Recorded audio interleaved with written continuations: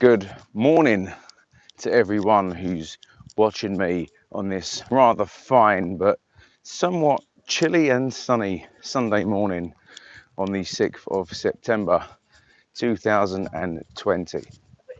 Now, for a lot of you, you won't have seen me for a while. I have been keeping myself off of YouTube recently for a few different reasons.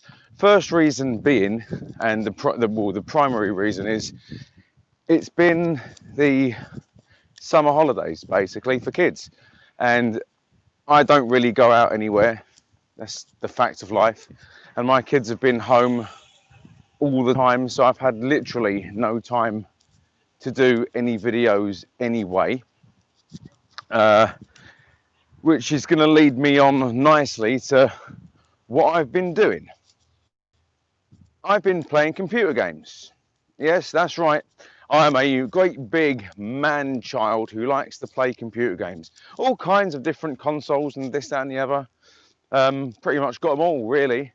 But there's one game in particular that is like a drug. And it is definitely like a drug. And the reason why it is because I find myself being drawn towards it daily. And the thing is, I've made a point of avoiding this particular video game for years, while my son has been playing it for years. So before I get into what the actual title of said bit of software is, I'll tell you the other reason why I've been staying away from YouTube. I've been staying away from YouTube not only because it's the summer holidays, but because there's been nothing to talk about that I haven't already covered. I mean, yeah, I could have pulled any kind of subject out of the box, really, but I've covered pretty much most things anyway. And for those of you that have been keeping track on the videos that I've done previously and all the different numbers and figures that I've put out and my little predictions, if you haven't noticed already, they're starting to come true. So short of talking about the coronavirus and or Brexit and or the amount of illegal immigrants coming across the channel, which, by the way, I know France takes in a lot. I know France takes in a hell of a lot more than what we take, but I'm wondering, just throwing this out there as a side question, where do you think these illegal immigrants are getting these dinghies from? I mean, they're not cheap. They look like they mean business. They're pretty expensive, wouldn't you say? Because it's not only the dinghy, you then have to get the motor, the petrol. Where's it all coming from? I'm beginning to lose my mind over this. Where are they coming from? I reckon that these dinghies, these boats that are capable of going across the channel, I reckon they're lined up on the French coast like Ubers, because the French government, in my own opinion, and I'm probably wrong on this, but it's just my little idea, I reckon they're paying for these dinghies to be lined up. They get as many people as they can onto said boat, slap their ass, give them a UK handbook and say, go on, there you go, head for the White Cliffs. Makes sense, doesn't it? I mean, where are these boats coming from? I want to know. I mean, what are people getting on their phone and ordering an Amazon dinghy to Calais or wherever they disembark, wherever they start their adventure, they start their voyage, and they disembark in the UK? How's it happening? This is what I mean, yeah, fair play. France takes in a hell of a lot more than we do. I get that, but for me personally, it's a massive security issue. People are coming across COVID positive. I want to know how and why. How are these boats being purchased? I reckon the French government are buying them and slinging them on their way because it's cheaper than keeping them over there. But anyway, that's my little rant over and done with. My addiction. This is what my son has been playing for years, and it's something that I have been playing since the middle of July. And I'm still new, I'm still learning, but I can't put it down. I even tried to go 6 hours recently without loading this game up and playing it just for 10 minutes.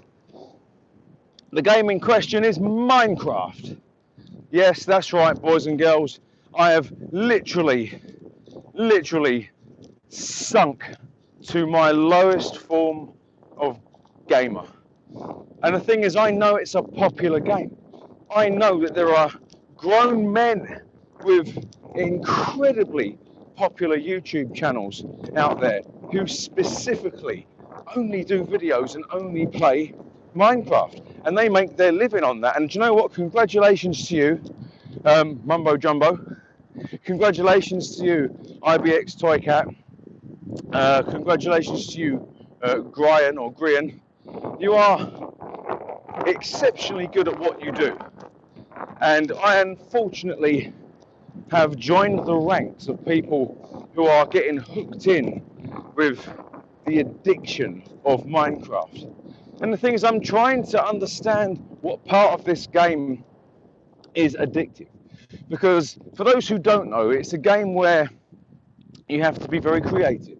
You build things with different blocks, and each block is a different texture or material. Wood, different types of stone, different metals, different elements, this, that, and the other. But the only way you can get these materials is if you mine them. You have to chop down trees to get the wood. You have to make a pickaxe out of wood initially, then make another one out of stone. Then you have to mine the stone to get different elements to make this, that, and the other.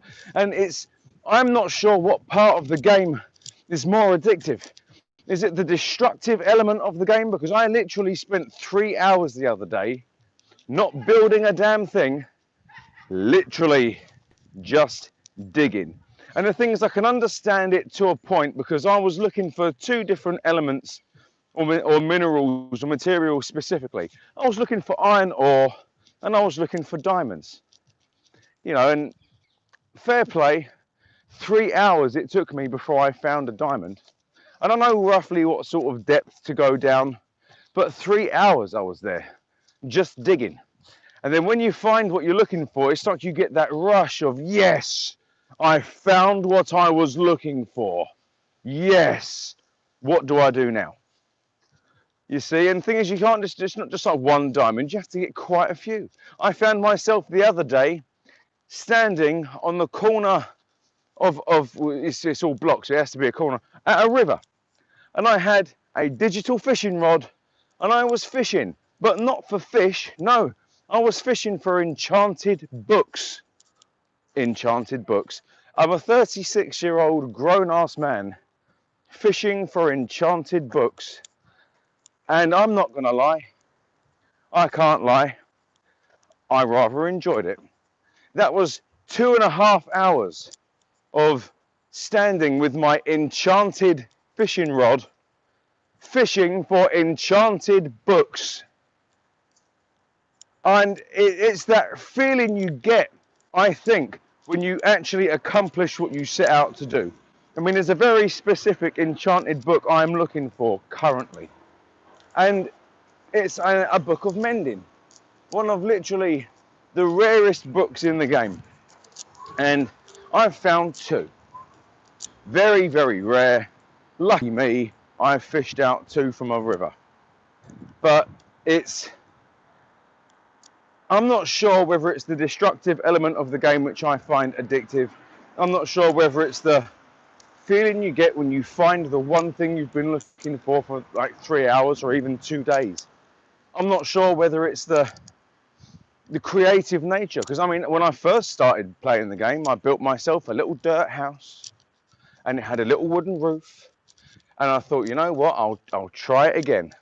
So I started a new world. I went through 3 or 4 different worlds before I finally kind of got my building game to a level where I thought it's okay. Now this game itself is free currently. If you play Xbox, it's on the Xbox Game Pass, I believe. So if you do like Minecraft and you want it, go and get it. If you've got Xbox, fine, not a problem. Thing is, I paid for this game on the PC so my son could play it, and that's the reason why I I started playing it. I thought, you know what, it's on my PC, I'll give it a go. I'll just see what it's all about. And now currently, for a game which I paid for on PC, which transferred over to Xbox, which evidently now is free anyway, I have signed up to Minecraft Realms. And Minecraft Realms is a subscription service into the game where you pay £6.69 per month, and it gives you a server all to yourself, which allows you and up to 10 other people, I believe, access to that server. And those other people don't pay a penny. In fact, I don't mind paying for that because my sons both use it. And if both my sons can get some enjoyment out of that, that's fine. But the thing is, I've managed to, in this place, build myself not only a castle, but a castle with its own surrounding walls, its own grounds, if you like. I've built a moat within the walls, a lava moat on the outside. I have farms, I have iron golems, I have a archery range, I have a freaking lighthouse and a lava beacon. I have a road which would extend, if it was real money, about 2 miles in that direction. And I spent 3.5 hours digging the dirt out the ground to make this pathway which goes to my mate's place, who is also on my server. And it's an addiction. I find myself playing this game every day. I find myself waking up in at some silly time in the morning specifically to try and either write down my idea or quickly create something based on what I dreamt about that same night. It's annoying, it's addicting, it's addictive. And the thing is, kids are playing this game, and kids have been playing this game for years and years and years and years and years. And parents with children who play this game, it is harmless, don't get me wrong, but if you're wondering why your kid is spending way too much time on the computer as opposed to doing their work, then it's probably because they're playing Minecraft. Minecraft or Grand Theft Auto 5, to be fair. But if your kid's of an age where they can't play GTA 5, chances are they're playing Minecraft. Go and check out how creative they're being, first and foremost, because you may not be aware of how creative your child can be. You may see your child's watching Minecraft videos on YouTube constantly, and you don't understand why or what it's all about. It's very, very clever. There's even a level of circuitry involved in Minecraft when it comes to redstone, because redstone is a power source. It's used for wiring. You can power all kinds of different devices. Kids can learn from that. And it does fuel their creativity, I get that. But the game itself is frustratingly addictive, to the point where I'm going to have to force myself at some point to not play it for a week. And I find that when I don't play this game for a day, I get really cranky. I get withdrawal symptoms. It's annoying. I have the game on my tablet, and I paid £6 something for that on my tablet, which I can also play with my PlayStation 4 controller. I've got it on Xbox. I've got it on PC, and not just on PC. No. See, there's two different versions. I've got it on PC, the Bedrock edition, and I've also got the original in Java, both of which I paid for. My kids have got the game on the Nintendo Switch. My kid has got the game on his phone. My kids have also got the game on the Nintendo Wii before the Wii decided to, or the Wii U. And it's got to a point where it's literally taking over everything. It's very annoying. And the company behind it, Mojang or Mojang, I think it's Mojang, well done to you. Well done to you. You literally got the formula right. You know exactly what you're doing. I enjoy the game, but it's very, very, very addictive. So parents, if you're wondering what your kids are playing, and you see that they are playing Minecraft, it isn't the worst thing in the world. Just check it out, what they're doing, show an interest in what they're doing, because it does help to fuel their creativity, especially at a younger age. Because you see their little thumbs going like that on the control pad. It's like, wow, I didn't understand it at first. Now I understand it to a point. But don't start playing it, especially if you have a lot of things to do, because the second you start building something and you're proud of it, you're going to want to start building something else, and then something else, and before you know it, you're 4 hours or even 6 hours in without realizing what the time is, and you've managed to build yourself a little housing complex with a little fountain next to a waterfall, and you're standing there fishing. Very, very addictive and easily done. So anyway, if this is the first time watching, I'm Chris, you're watching me on Real Talk. Hit that like button if you liked it, hit the dislike button if you disliked it, but give me constructive criticism, please. Hang on, who's that? Good. You good, yeah? Yeah. How's it going? Put it down so I can see the rest of your face. Yeah, man. Oh, for real? Good. Yeah, man. How's it going? I'm still here. I'm still here. That's good, man. I'm alive still, just. Well, Thank you. See you later. There's one of my former colleagues. He's doing something different by the looks of it, or something extra on the side. But yeah, again, if you like what you see, give a like, hit the subscribe button. If you don't like what you see, hit the thumbs down, but give some constructive criticism, as I do try and make this as better every time I try and do it. I'll try and talk about things that you want me to talk about. And I'm going to start coming back a bit more as the kids go back to school and my missus goes back to work, because I'm still furloughed. So I will be doing my videos at home, and have a wonderful Sunday.